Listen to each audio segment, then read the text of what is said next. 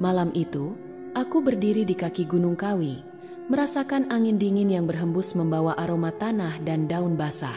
Entah kenapa, sejak awal perjalanan, ada perasaan yang sedikit aneh, tapi kupikir mungkin hanya karena aku lelah setelah seharian bekerja.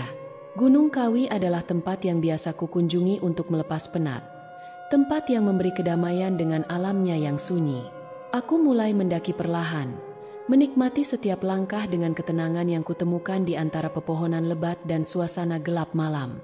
Sesekali, suara burung malam dan hembusan angin menerobos dedaunan, menciptakan melodi alam yang biasa kudengar. Namun, tak lama kemudian, aku mulai merasakan ada yang tidak biasa. Angin terasa lebih dingin dari biasanya, dan sesekali terdengar suara bisikan pelan, seolah-olah ada yang berbicara dari kejauhan. Aku berusaha mengabaikannya dan tetap berjalan, berpikir mungkin hanya suara angin atau hewan malam. Tapi semakin jauh aku melangkah, suara itu semakin jelas. Bisikan yang samar, tak bisa kupahami, tapi terdengar begitu nyata. Di tengah perjalanan, bau dupa samar mulai tercium, melayang-layang di udara seakan muncul dari tanah. Aroma itu tidak terlalu kuat, tapi cukup untuk membuatku berhenti sejenak dan bertanya-tanya. Aku memutuskan untuk melanjutkan perjalanan dan mengabaikan semua kejanggalan ini. Saat aku melangkah lebih jauh, bayangan aneh tiba-tiba melintas di sudut mataku. Seketika, bulu kuduku berdiri, tapi ketika aku menoleh, tidak ada apa-apa di sana. Hanya pepohonan dan gelap malam yang kembali menyapaku. Tapi perasaan aneh itu tetap melekat, seolah ada sesuatu yang mengawasi setiap gerak-gerikku. Aku berusaha menenangkan diri dengan berdoa dalam hati, meminta perlindungan dari Yang Maha Kuasa. Mungkin aku hanya terpengaruh oleh cerita-cerita mistis yang pernah kudengar tentang Gunung Kawi, cerita tentang desa-desa gaib dan makhluk-makhluk halus yang konon bersemayam di lereng gunung ini. Namun, tak kusangka, malam itu hanya awal dari sebuah perjalanan yang akan mengubah hidupku.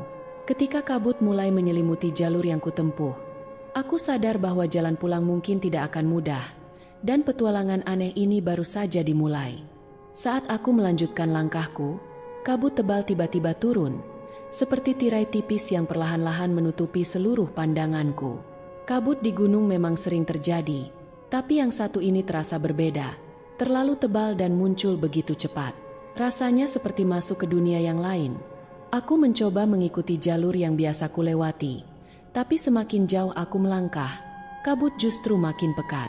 Setiap langkah membuatku bingung, seolah-olah jalur itu berubah, menuntunku ke tempat yang tak ku kenal. Aku mulai panik saat menyadari aku mungkin tersesat. Dalam hati, aku memanjatkan doa, berharap Yang Maha Kuasa menuntunku kembali ke jalan yang benar. Namun, setiap langkah justru seakan membawaku semakin dalam ke hutan yang asing. Semakin lama aku berjalan, semakin aneh suasana di sekitarku. Hutan yang tadinya sunyi kini terasa semakin mencekam, seolah ada mata-mata tak kasat yang mengawasiku dari kegelapan. Ketika aku hampir putus asa, aku melihat sebuah cahaya kecil berkedip di kejauhan, seperti lentera yang menyala di tengah kabut. Cahaya itu tidak terlalu terang, tapi cukup untuk membuatku berharap. Mungkin ada orang lain di sini. Aku mengikuti arah cahaya itu, meskipun dalam hati ada perasaan ragu. Aku terus berjalan, merangkak dalam ketakutan tapi tetap memaksa diri untuk maju. Begitu aku mendekati cahaya itu, kabut di sekitarku perlahan mulai menipis. Cahaya semakin terang, mengungkapkan sebuah jalan setapak yang tidak kukenal sebelumnya. Jalan itu melengkung di antara pohon-pohon besar yang tampak lebih tua dan megah dibanding pohon lain di gunung ini. Hatiku terasa sedikit lega, walaupun di sisi lain ada sesuatu yang terasa tidak benar. Akhirnya, kabut sepenuhnya menghilang, dan di depan mataku terbentang sebuah desa. Rumah-rumah besar dengan arsitektur kuno berdiri berjajar, terlihat indah meskipun suram. Aku berdiri tertegun, terpana oleh kemegahan yang misterius di hadapanku. Perasaan takut dan penasaran bercampur menjadi satu. Meskipun naluriku memberitahu untuk segera pergi, ada sesuatu dalam hatiku yang mendorong untuk melihat lebih dekat. Aku melangkah perlahan, masih terpesona oleh desa yang muncul tiba-tiba di hadapanku.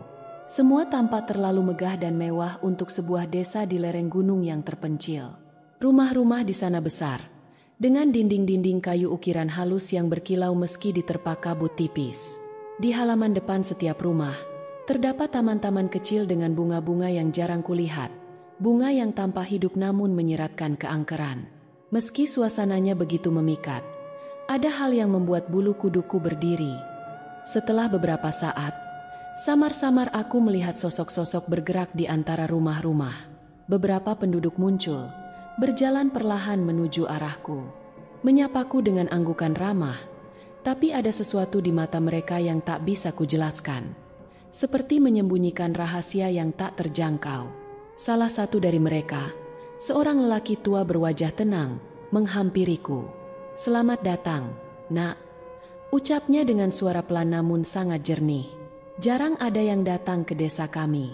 Apa yang membawamu kemari?" Aku ragu sejenak, tak tahu harus berkata apa. "Maaf, Pak, saya sebenarnya tersesat. Saya sedang mendaki Gunung Kawi, tapi tiba-tiba kabut turun dan saya kehilangan arah." Lelaki tua itu mengangguk, seolah mengerti. "Gunung Kawi memang sering membawa orang ke tempat-tempat tak terduga," katanya sambil tersenyum. "Tinggallah di sini dulu, istirahatlah. Kami akan memperlakukanmu dengan baik."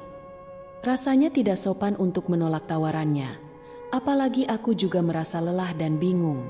Aku mengikuti lelaki tua itu, berjalan melewati rumah-rumah megah yang sepi dan terlihat seperti istana kecil. Suasananya sungguh tak wajar, seolah desa ini memang bukan untuk manusia biasa. Lelaki tua itu membawaku ke sebuah rumah yang lebih besar dari yang lain, dengan pintu kayu besar berukiran naga. "Masuklah," katanya, membuka pintu dan mempersilakanku masuk.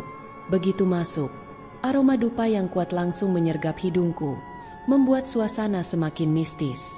Ruangan itu dihiasi dengan benda-benda antik yang tampak mahal, dari keris yang berkilau hingga kain-kain batik halus yang disampirkan di dinding. Meskipun begitu indah, suasananya menimbulkan ketakutan yang tak bisa kujelaskan. Sambil duduk, aku mencoba untuk mengumpulkan pikiran, bertanya-tanya bagaimana aku bisa tiba di tempat ini. Namun sebelum sempat aku bertanya lebih jauh, lelaki tua itu berbicara lagi. "Desa ini bukan desa sembarangan. Kami semua di sini adalah orang-orang yang telah memilih jalan yang berbeda," katanya dengan nada suara yang dalam, seolah menyimpan banyak makna. "Kami menerima kekayaan, kemewahan, namun itu semua ada harganya." Ucapan itu membuat jantungku berdebar kencang. Ada sesuatu di balik senyuman dan keramahan mereka, sesuatu yang terasa salah. Saat lelaki tua itu mempersilahkanku duduk, para penduduk desa mulai berkumpul di sekeliling rumah besar ini. Mereka berdiri di luar, memandangku dengan senyum yang kaku. Senyum mereka memang ramah, tetapi semakin lama aku memandang, semakin terlihat bahwa ada sesuatu yang aneh dan tidak wajar. Seolah-olah tidak ada kehidupan di balik tatapan mereka. Aku mencoba bersikap tenang dan tidak menunjukkan rasa takut. Aku berterima kasih kepada lelaki tua itu yang memberiku tempat istirahat. Tetapi ada sesuatu yang mengganjal. Namun semakin lama, suasana di dalam rumah itu justru semakin membuatku tidak nyaman. Setelah beberapa saat, lelaki tua itu memperkenalkan beberapa warga desa kepadaku. Ada pria dan wanita, semuanya tampak kaya, mengenakan pakaian mahal dan perhiasan yang tampak berkilau. Mereka memperlakukanku layaknya tamu istimewa, menawarkan makanan dan minuman yang berlimpah. Semuanya terlihat begitu menggoda. Makanan-makanan yang jarang kulihat sebelumnya dan minuman yang memiliki aroma aneh namun memikat. "Ayo, makanlah. Ini adalah persembahan dari desa kami," ujar seorang wanita parubaya dengan senyum tipis. Aku menatap makanan itu, tapi sesuatu dalam diriku menahan tangan untuk tidak menyentuhnya. Instingku berteriak, "Ada sesuatu yang salah. Mungkin nanti saya akan coba," kataku sambil tersenyum kaku, mencoba menolak dengan sopan. Perasaan takut mulai merayap semakin kuat. Aku mencoba bertanya kepada mereka tentang desa ini. Bagaimana bisa desa yang begitu megah dan kaya ini berada di tengah hutan lereng Gunung Kawi tanpa seorang pun tahu? Setiap kali aku bertanya, mereka hanya tersenyum sambil bertukar pandang satu sama lain, seolah-olah pertanyaanku adalah lelucon. Desa kami memang bukan untuk semua orang. Tidak semua orang bisa menemukan tempat ini, jawab lelaki tua itu dengan nada yang penuh misteri. Pikiranku bergejolak. Aku merasa ada sesuatu yang sangat salah. Tidak mungkin sebuah desa dengan rumah-rumah bak istana ini tersembunyi begitu saja di gunung yang sering kudaki. Tapi di sisi lain, aku merasa begitu sulit untuk memalingkan pandanganku dari keindahan dan kemewahan di sekitarku. Desa ini seperti perpaduan antara kenyataan dan mimpi buruk. Ketika malam mulai menyelimuti desa, satu persatu warga yang tadinya ramah kini berubah menjadi lebih diam dan gelap. Aku memperhatikan wajah-wajah mereka yang tadi tampak ramah kini berubah menjadi ekspresi yang lebih dingin dan menakutkan. Suasana terasa semakin suram. Rumah-rumah yang megah dan terang benderang tadi perlahan mulai meredup, menyisakan bayangan yang merayap. Aku mencoba mencari alasan untuk pergi, ingin menemukan jalan keluar dari desa ini sebelum hal yang lebih buruk terjadi. Namun setiap kali aku melangkah keluar rumah, warga desa yang tadinya ramah mulai memandangku dengan tatapan tajam. Mereka seakan tak ingin aku meninggalkan desa ini. Aku kembali merasakan bahwa aku seperti berada di dalam perangkap, dan semakin aku mencoba keluar, semakin kuat sesuatu menahanku di sini. Di tengah perasaan yang bercampur aduk, aku mulai berdoa dalam hati, memohon perlindungan kepada Tuhan yang Maha Kuasa. Aku tahu, hanya Dia yang bisa membantuku keluar dari situasi mencekam ini. Aku menundukkan kepala, berbisik pelan, memohon keberanian dan perlindungan dari segala kejahatan yang mungkin tersembunyi di balik keramahan desa ini. Dalam keheningan malam, samar-samar aku mendengar suara bisikan. Suara yang terdengar seperti doa, namun bukan doa untuk perlindungan, melainkan doa yang dipenuhi dengan kekuatan jahat. Warga desa itu, di balik senyuman ramah mereka, ternyata menyimpan sesuatu yang gelap dan mengerikan. Aku mulai merasa semakin ketakutan. Di balik kemewahan desa ini, aku bisa merasakan aura kegelapan yang mendalam, seolah desa ini ditopang oleh sesuatu yang tidak seharusnya ada. Aku pun mulai menyadari bahwa mungkin aku telah memasuki sebuah tempat yang tidak pernah diizinkan untuk disentuh oleh manusia biasa. Di tengah rasa cemas, aku mencoba menyusun rencana untuk keluar dari desa ini. Sebelum bisa bergerak lebih jauh, seorang pria yang tampak seperti pemuka desa mendekatiku. Dia mengenakan pakaian serba hitam yang anggun, wajahnya penuh wibawa, tapi ada kesan dingin dalam sorot matanya yang tajam.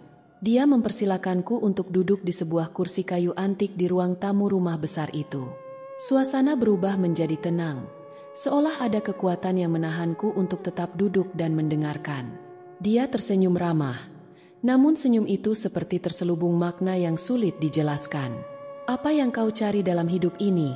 tanyanya pelan namun tajam, seakan pertanyaan itu mengusik jauh ke dalam batinku.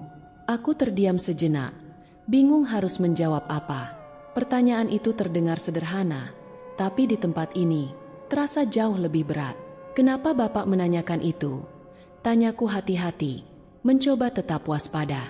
Dia tersenyum lagi, kali ini lebih lebar, dan melanjutkan, "Kami di sini hidup dalam ketenangan dan kemakmuran yang tidak pernah bisa kau bayangkan. Desa ini tidak seperti desa lain. Semua orang di sini telah menemukan kedamaian dan kelimpahan. Kami bisa memberimu hal yang sama." Aku tersentak mendengar perkataannya.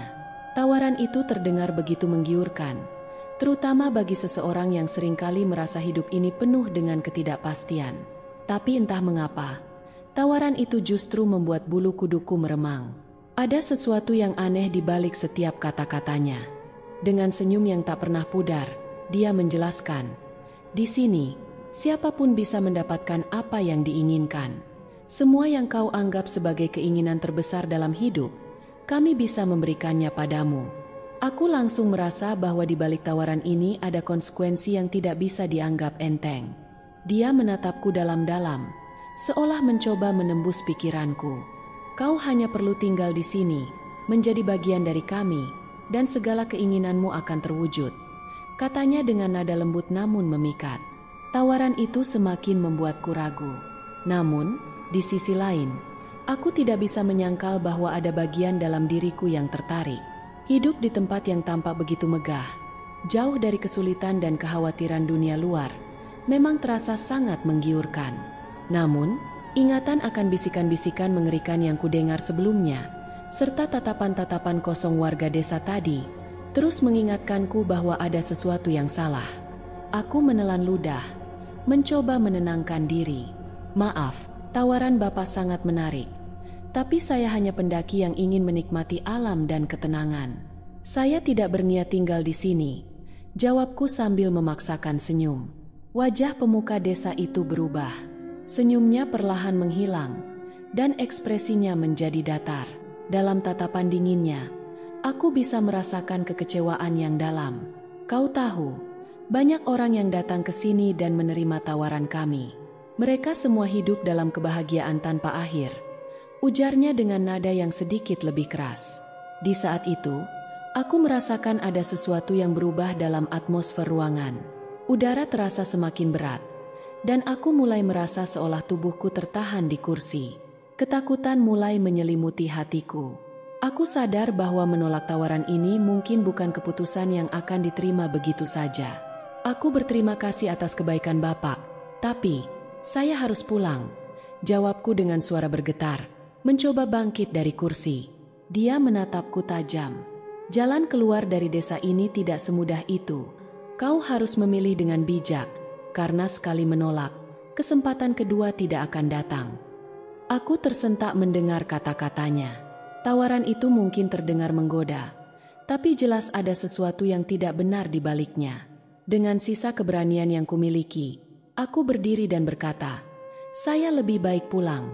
Hidup sederhana saya di luar mungkin tidak seindah desa ini, tapi setidaknya saya tahu itu adalah hidup yang nyata." Tanpa menunggu jawaban, aku melangkah keluar dari rumah besar itu. Di luar, aku disambut oleh tatapan dingin para penduduk yang masih berdiri di depan rumah, seolah-olah menghalangi jalanku. Tubuhku gemetar, tapi aku terus berjalan melewati mereka, mencoba mengabaikan rasa takut yang semakin mencekam. Di saat-saat genting itu, aku mulai berdoa lagi dalam hati, memohon perlindungan dari Tuhan Yang Maha Kuasa. Aku tahu hanya Dia yang bisa membantuku keluar dari desa ini dengan selamat. Aku memohon, dengan penuh harap, agar aku segera menemukan jalan pulang dari tempat terkutuk ini. Setelah menolak tawaran itu, suasana di desa ini berubah drastis. Langit mulai gelap dengan cepat, dan suhu turun secara tiba-tiba, menyelimuti segala sesuatu di sekitarku dalam kegelapan dan dingin yang menusuk. Aku berjalan dengan langkah cepat, meninggalkan rumah besar dan penduduk yang memandangku dengan tatapan yang semakin aneh.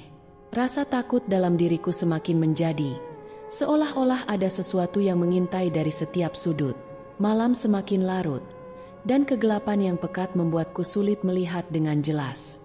Tak ada suara selain detak langkahku yang tergesa-gesa di atas tanah berbatu.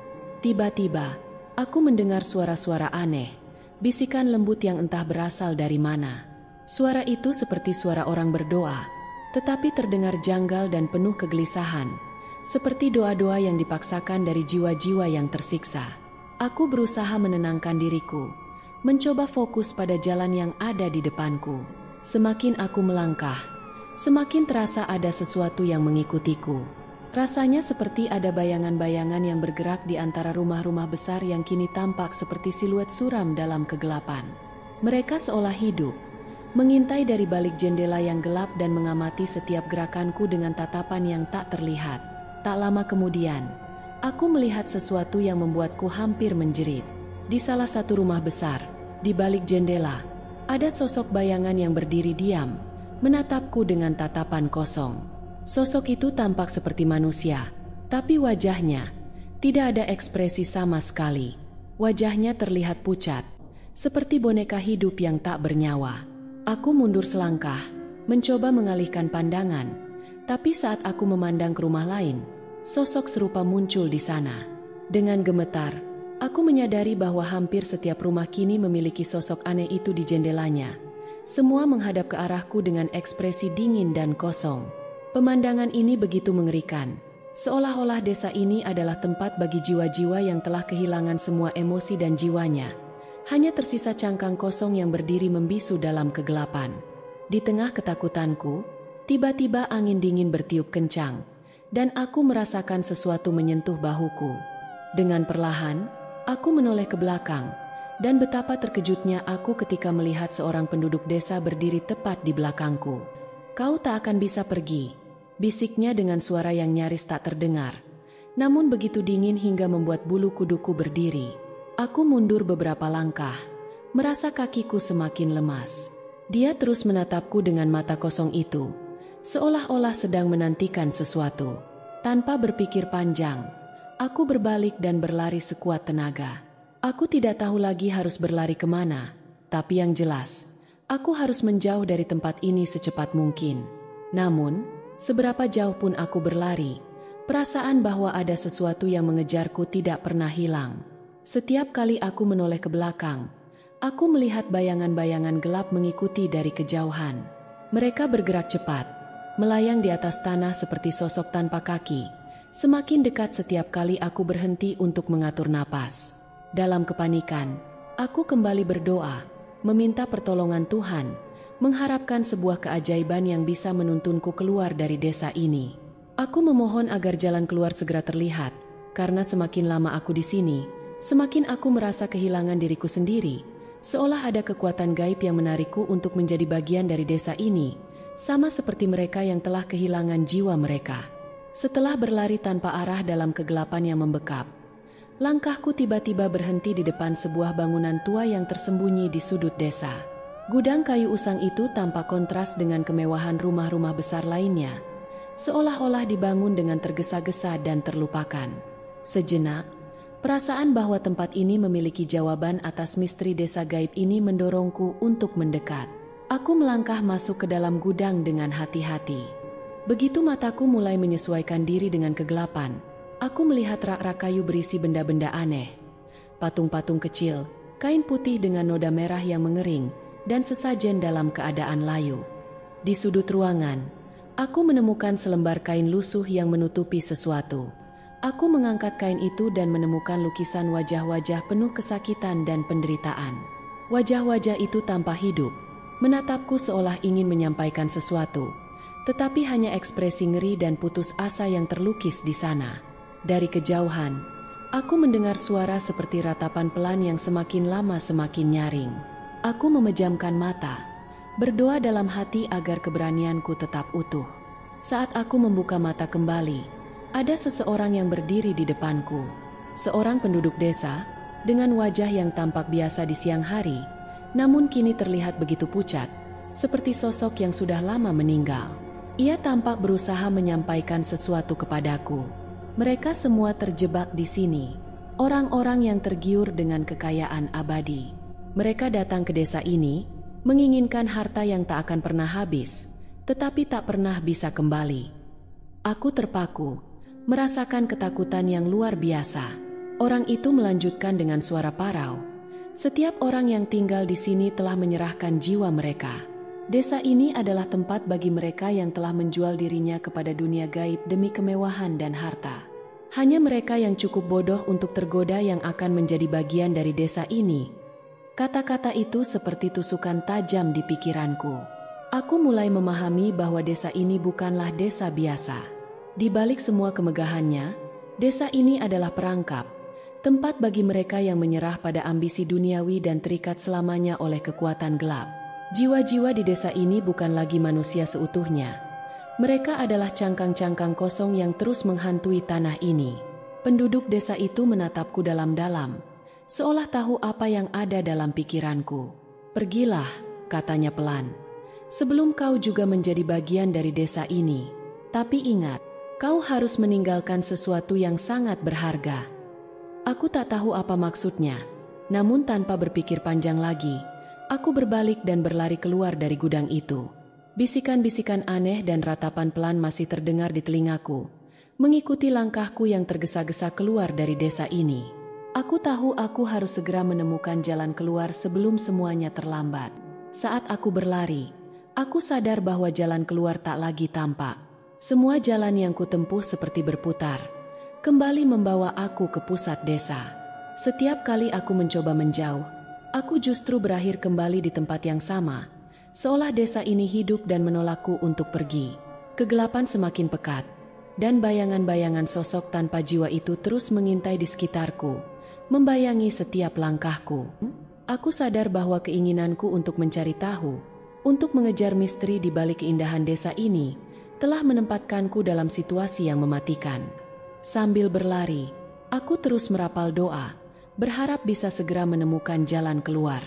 Tapi setiap langkah yang kutempuh seolah-olah hanya membawaku kembali ke pusat desa. Desakan untuk keluar semakin kuat. Namun begitu pula rasa putus asa yang merayap dalam hati. Desa ini seperti menolak kepergianku, mengikatku dengan kekuatan tak kasat mata yang membuatku tersesat berulang kali. Saat aku berhenti untuk mengatur napas, suara derap langkah mulai terdengar di belakangku.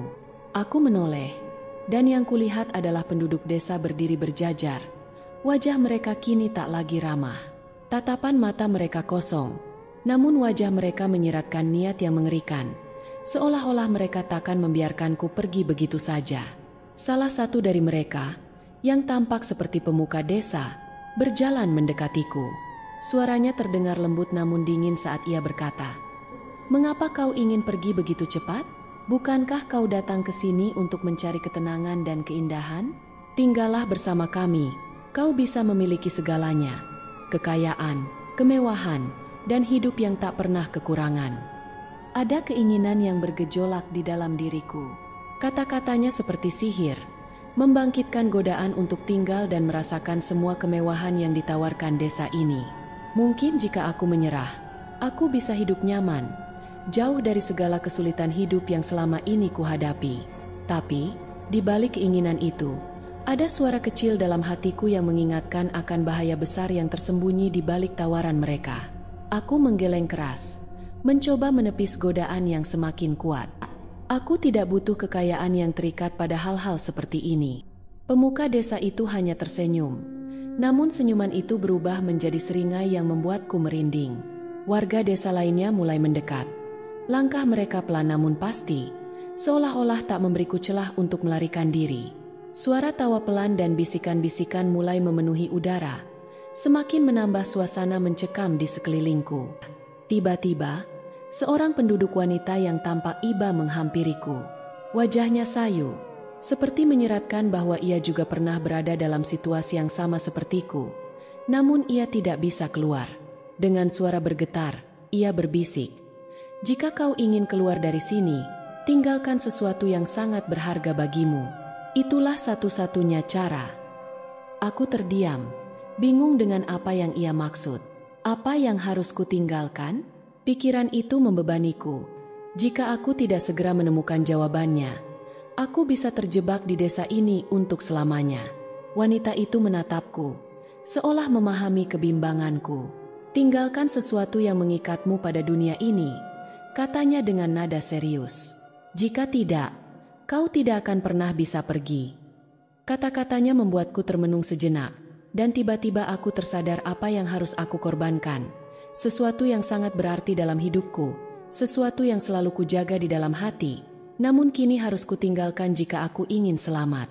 Dengan napas tertahan, aku bersiap untuk melakukan pengorbanan itu. Aku memejamkan mata, merasakan setiap momen penuh kepedihan, namun menyadari bahwa ini adalah satu-satunya cara untuk melawan godaan desa ini dan akhirnya kembali ke dunia nyata. "Kau harus yakin dengan apa yang kau pilih untuk ditinggalkan," bisiknya. "Hanya yang benar-benar berharga yang bisa membuka jalan keluar." Dalam hati, aku mencoba memahami apa yang sebenarnya ia maksud. Perlahan-lahan, pikiranku kembali ke masa lalu. Aku teringat wajah keluargaku, doa-doa sederhana yang kupanjatkan untuk mereka setiap malam sebelum tidur, dan ketenangan yang kurasakan saat mendaki gunung sebagai pelarian dari hiruk-pikuk hidup. Namun, di detik itu, sebuah kesadaran pahit muncul di benakku. Aku harus meninggalkan salah satu dari kenangan-kenangan itu jika aku ingin pergi. Dengan hati yang berat, aku memilih untuk meninggalkan sesuatu yang sangat berharga bagiku. Kenangan akan ketenangan yang selalu kudapatkan di gunung. Mungkin itu adalah harga yang harus kubayar untuk meninggalkan rasa damai yang selama ini menjadi pelarian dari kehidupan nyata. Seketika, aku merasakan perasaan aneh, seolah-olah sebagian dari diriku perlahan-lahan terlepas, meninggalkan kekosongan di dalam hati. Namun, Di tengah keperihan itu, kabut di sekeliling mulai menipis, dan jalan setapak menuju luar desa perlahan terlihat di depanku. Tanpa berpikir panjang, aku melangkah menuju jalan itu, namun perasaanku hampa. Hati kecilku sadar bahwa aku takkan lagi merasakan ketenangan seperti sebelumnya. Semua momen ketika aku merasa damai di atas gunung telah lenyap, seakan diambil sebagai harga dari kebebasan ini. Ketika aku menoleh ke belakang, melihat desa itu untuk terakhir kalinya, aku melihat warga desa menatapku dengan senyuman dingin. Mereka tampak puas, seolah-olah mereka tahu betul apa yang telah mereka ambil dariku. Pemuka desa berdiri di ambang pintu rumah besar yang megah, melambai padaku dengan tatapan tajam, seakan mengingatkanku bahwa tidak ada yang benar-benar gratis di desa mereka. Aku kembali menundukkan kepala, mengucap syukur atas kesempatan untuk kembali. Meski kehilangan sesuatu yang sangat berarti, aku sadar bahwa itulah harga yang harus kubayar agar bisa pulang.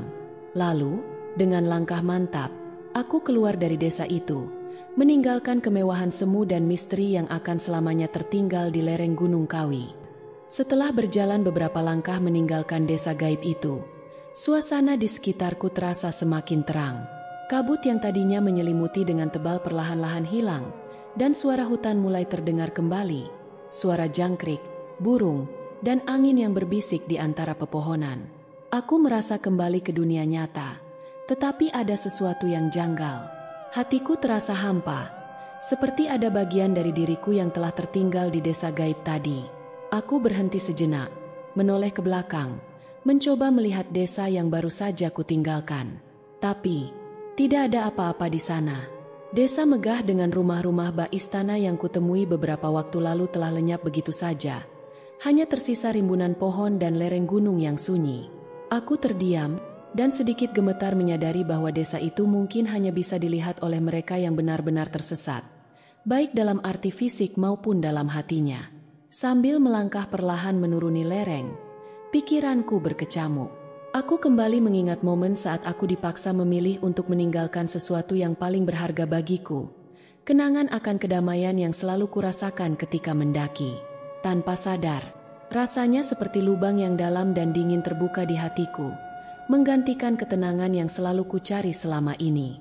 Ketika aku akhirnya mencapai jalur pendakian yang dikenal, seorang pendaki lain tampak melihat ke arahku dengan heran.